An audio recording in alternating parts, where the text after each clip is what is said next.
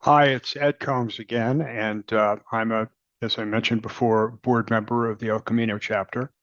Um, Unfortunately, now I've got some sad news to convey to you, and that is that Joe Wetter, our most senior member, has passed away.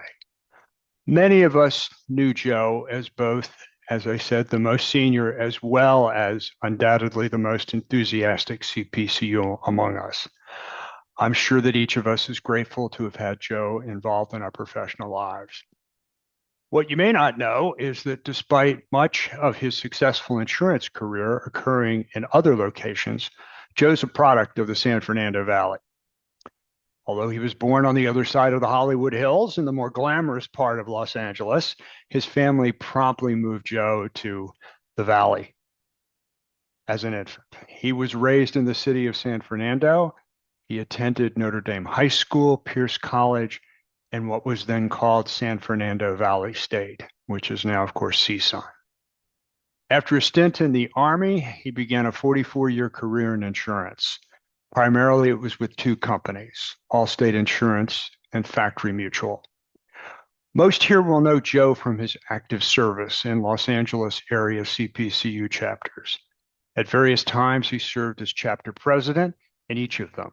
He also held the position of Western Region Governor and finally as a director of the society itself. But if you were lucky enough to know him, it was probably not from the notoriety attached to all of these leadership positions.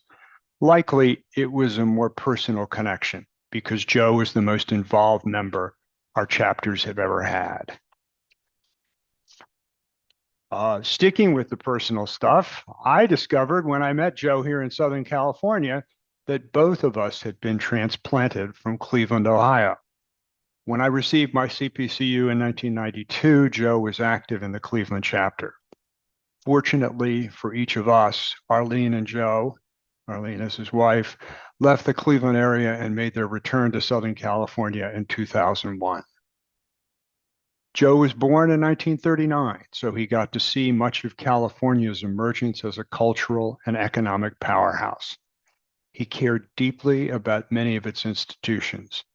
Luckily for us, CPCU was one of his highest priorities. To his family and wife Arlene, we offer our condolences and thanks for what he shared with us in what was a life very well lived. Uh, so I'm sure each of you in your own way want to say goodbye to Joe.